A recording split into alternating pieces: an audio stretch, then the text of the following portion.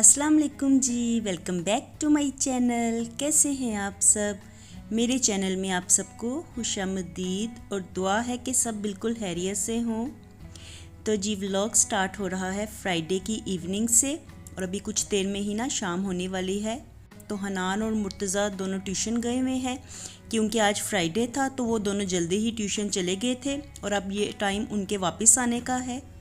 और रिबा आज कॉलेज से आने के बाद सो गई थी, तो मैं पहले तो अंदर बैठ के एडिटिंग कर रही थी और उसके बाद मैंने सोचा कि जो आज खाना बनाना है हमने, तो वो बाहर बैठ के ही मैं टेरेस में बना लेती हूँ।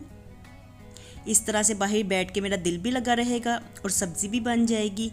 तो ये करेले ना मैं संडे मार्केट से लेके आई थी और काफ़ी दिन ही हो गए हैं कि इन्हें मैंने फ्रिज में ही रखा हुआ था, तो अब मैंने सोचा कि ख़राब ही ना हो जाए, इनको मैं बना लेती हूँ। और करेले ना मेरी अम्मी को इतने ज़्यादा पसंद थे ना कि वो थोड़े थोड़े दिनों बाद ही मुझे कहती थी कि करेले बना लो। तो आज जब मैं ये बना रही थी ना, तो इतनी ज़्यादा मुझे अम्मी की याद आ रही थी कि अम्मी को इतने ज़्यादा पसंद थे करेले। और बाज़ दफ़ा ना मैं करेले बनाने में ना आलस कर जाती थी, तो अम्मी मुझे ना तकरीबन 8-10 दिन के बाद ऐसे ही कहती थी कि करेले बना लेते हैं, क्योंकि उनको काफ़ी ज़्यादा पसंद थे ना।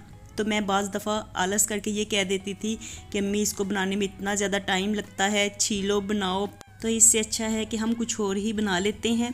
और आज जब मैं यहाँ पे बैठ के ये बना रही थी तो मुझे बार बार ही अम्मी की याद आ रही थी। तो इस तरह ना जब हम लोग बाहर टेरेस में बैठ के सब्ज़ियाँ वगैरह बनाया करते थे, तो अम्मी मेरे साथ ही यहाँ पे आके बैठ जाया करती थी। ऐसे हम छोटी छोटी बातें किया करते थे और साथ में सब्ज़ी भी बना लिया करते थे। तो बड़ों का ना बड़ा साथ होता है और जब वो चले जाते हैं ना, तो उनकी कमियां ही रुलाती हैं।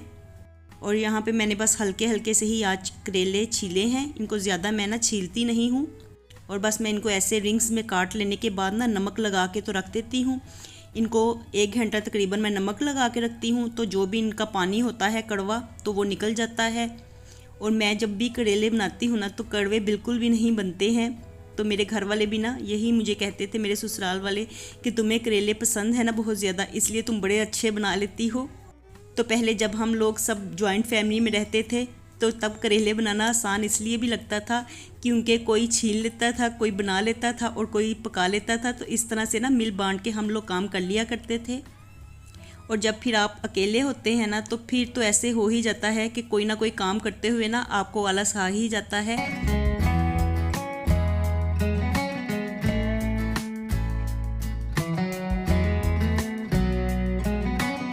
तो जी यहाँ पे बातों बातों में ना मैंने सारे करेले बना लिए हैं। तो बस मैं यही देख रही थी कि कोई बीच में से रह तो नहीं गया। तो अब मैं इनको बस नमक लगा के रख दूँगी और उतनी देर में जो मेरे बाकी के काम होंगे तो वो मैं कर लूँगी।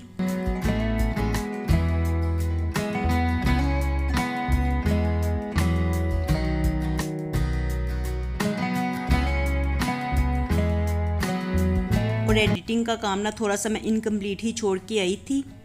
तो काफ़ी देर ना जब मैं एडिटिंग करती रही ना, तो फिर काफ़ी देर एक ही काम करने से इंसान बोर भी हो जाता है। तो इसलिए मैंने सोचा कि पहले बाहर बैठ के तो मैं करेले बना लेती हूँ, उसके बाद फिर मैं यहाँ पे दोबारा से एडिटिंग का काम कर लूँगी। इस तरह से माइंड थोड़ा सा फ्रेश भी हो जाता है अगर थोड़ी सी ब्रेक दी जाए। तो अब जो बाकी एडिटिंग का काम है ना, तो वो मैं कर लूँगी। और ये मेरा कल का व्लॉग है जो मैं एडिट कर रही हूँ, जो आपने कल देखा था।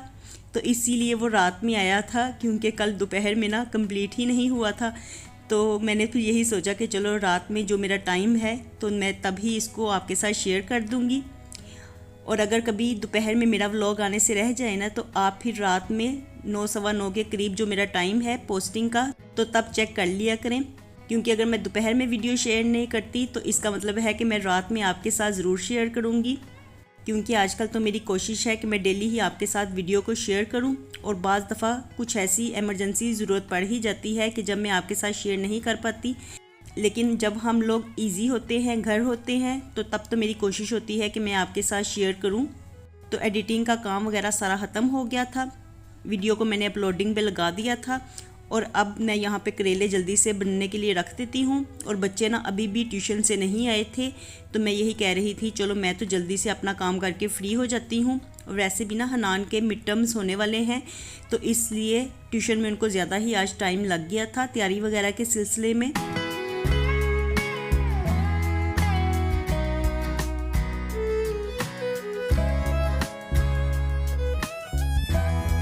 और मेरे पास ना थोड़ा सा चिकन का कीमा पड़ा हुआ था, तो मैंने सोचा इसी में ही बना लेती हूँ।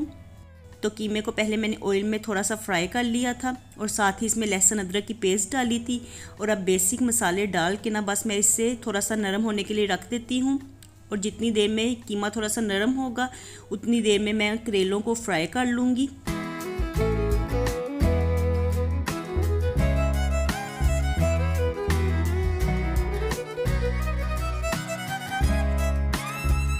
तो जब ये चिकन में बनाए जाते हैं ना करेले, तो ये बड़ी जल्दी बन जाते हैं। और अगर इन्हें गोश्त वगैरह में बनाया जाए तो तब फिर हम गोश्त को स्टीम लगा लेते थे। जब मटन वगैरह में बनाए तो मटन को स्टीम लगा के तो गला लिया करते थे, लेकिन जब भी चिकन में बनाओ ना तो ये जल्दी ही हो जाता है। तो कीमे को गिलाने की तो कोई ज़रूरत नहीं थी, इसने करेलों के साथ भी हो जाना था। लेकिन अभी चूंकि मैंने करेले फ्राई करने थे तो इसलिए मैंने सोचा कि लो फ्लेम पे ही इसे पकने के लिए रख देती हूँ। साथ में इसमें मैं टमाटर भी डाल दूँगी। और यहाँ पे ना टमाटर मैं पहले तो 4 लेके आई थी, लेकिन फिर बाद में मैंने देखा कि मेरी हंडिया तो थोड़ी है मिकदार में, तो इसलिए मैंने फिर एक टमाटर बाद में उठा दिया था। और मैं ना करेलों में हमेशा दही भी ज़रूर डाला करती हूँ, क्योंकि दही डालने से ना करेलों की कड़वाहट बिल्कुल ख़त्म हो जाती है। तो मेरे ससुराल वाले भी दही ज़रूर डाला करते थे, तो इसलिए वो जिस तरह से खाना बनाते थे ना, अब मुझे भी वैसी ही आदत हो गई है। वरना पहले तो जब मेरी शादी नहीं हुई थी तो मैं बिल्कुल अम्मी के तरीके से ही खाना बनाया करती थी और डिफरेंट तरीके मैं खुद भी ट्राई करती रहती थी, क्योंकि मुझे कुकिंग का बड़ा ज़्यादा शौक़ था। तो जिस चीज़ में आपका इंटरेस्ट होता है ना, तो उस पर फिर आप ज़्यादा ही तवज्जो देते हैं। तो इस तरह ना कुकिंग में और किचन के कामों में मेरा इंटरेस्ट हमेशा से ही ज़्यादा रहा है।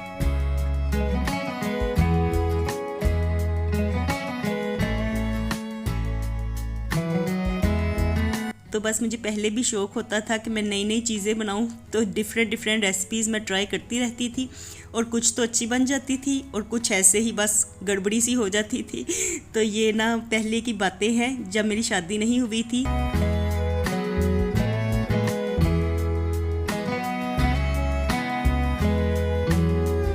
और यहाँ पे ना मैंने करेले भी फ्राई होने के लिए रख दिए हैं। तो जितने मैंने करेले बनाए थे ना, वो मुझे मिकदार में ज़्यादा ही लगे, क्योंकि बच्चे इतने ज़्यादा शौक़ से करेले खाते नहीं हैं और मैं अकेली ही थी तकरीबन इसे खाने के लिए।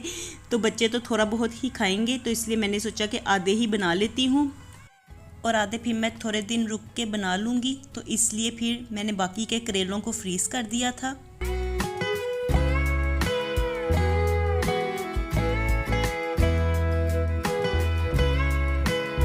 यहाँ पे करेले तो फ्राई हो रहे थे, मैंने सोचा साथ में प्याज को भी काट लेती हूँ। तो 3-4 प्याज मैं ऊपर से डालती हूँ।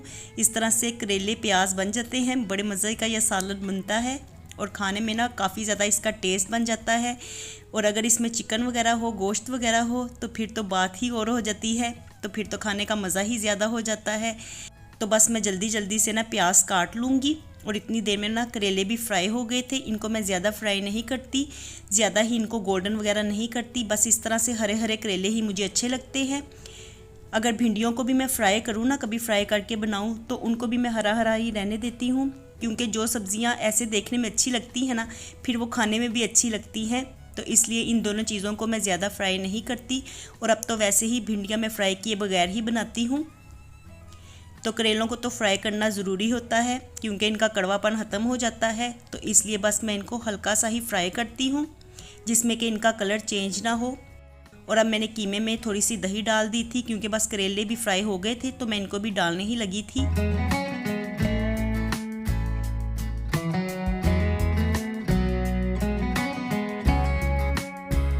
तो जैसे जैसे दही का पानी खुश्क होगा ना, इसी पानी में करेले भी थोड़े से नरम हो जाएंगे और दही में ही ना इनका कड़वापन भी ख़त्म हो जाएगा।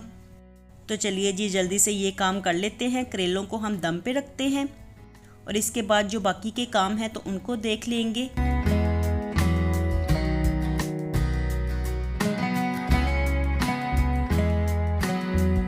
और देखिए इस तरह से बने हुए करेले ना कितने अच्छे लगते हैं। तो जो चीज़ देखने में अच्छी लगती है ना, वो फिर खाई भी ज़्यादा जाती है। और यहाँ पे थोड़े से ही मैंने प्याज डाले थे। तो बस इसे अब अच्छी तरह से मिक्स कर लेते हैं और अब इसे मैं 10 से 15 मिनट के लिए ना बिल्कुल लो फ्लेम पे दम वाली आंच पे रख दूँगी।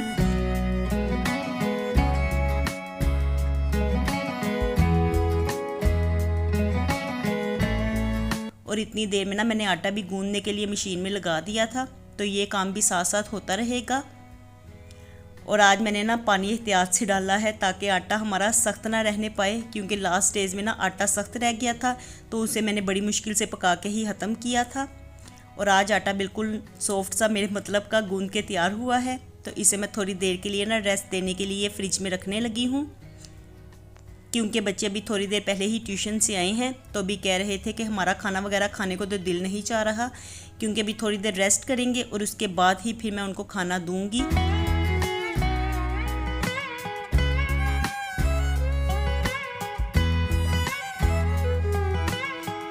और अब करेले भी बन के तैयार हो गए थे। तो देखिए करेले हमारे कितने मज़े के बने हैं ना। आप इनकी फ़ाइनल लुक देखिए और फिर मुझे ज़रूर बताइएगा कि आप लोग भी इसी तरह से करेले बनाते हैं और आपको देखने में मेरे करेले कैसे लगे हैं।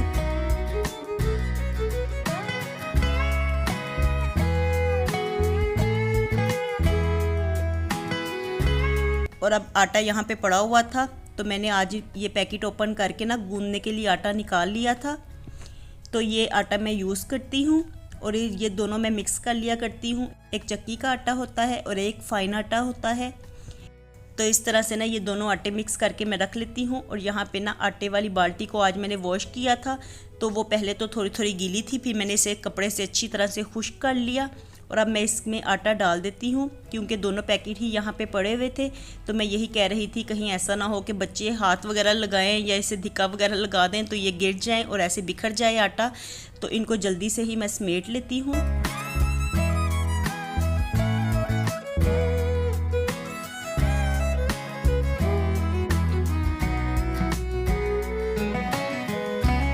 और ये जो मेरी बाल्टी है ना, ये इसमें 10 किलो आटा बड़ी इजीली आ जाता है, लेकिन जो दोनों आटे मिलके ना 15 किलो हो जाते हैं। तो इसलिए थोड़ा सा आटा ना बैग में ही बच जाएगा, तो उसको पहले मैं गूंदने के लिए रख लूँगी और इस बाल्टी वाले आटे को हम लोग बाद में बना लेंगे। तो इसी तरह से ना मैं हमेशा से ही करती हूँ। तो ये आटा तो मिक्स हो गया है और मॉर्निंग में ना मुझे याद ही नहीं रहा था कि मैं इस बाल्टी को ना वॉश करके तो धूप में थोड़ी देर के लिए रख देती तो इसने बड़े अच्छे से ड्राई हो जाना था। लेकिन जब भी पहले वाला आटा ख़त्म होता है ना तो मेरी कोशिश यही होती है कि अच्छी तरह से इसको वॉश करने के बाद दोबारा से इसमें आटा डालूं, क्योंकि अगर उसी तरह से डाल दो ना तो फिर इस तरह से ना आटा ज़्यादा देर के लिए आपका सेव नहीं रह पाता। लेकिन आज मॉर्निंग में ना मेरे माइंड से ही निकल गया था, तो इसलिए फिर मैंने बाल्टी को वॉश करने के बाद ना यहाँ पे पंखे के नीचे ही ड्राई होने के लिए रख दिया था। खुश्क तो वैसे अच्छी तरह से वो हो गई थी, लेकिन अगर इसको धूप भी लग जाती ना तो फिर ज़्यादा ही बेस्ट रहता। तो चलिए कोई नहीं, कभी इस तरह से भी काम हो जाता है। और बाकी देखिए इतना ज़्यादा आटा बच गया है, तो ये तकरीबन 5 किलो के करीब होगा। तो इसको ना मैं इसी तरह से ही रख लेती हूँ। तो चलिए जी, यहीं तक था मेरा आज का व्लॉग। आपसे मैं लेती हूँ इजाज़त, फिर मिलती हूँ दोबारा नए व्लॉग के साथ। खुश रहिए जी, आबाद रहिए, अपना बहुत सा ख्याल रखिएगा। अल्लाह हाफिज़।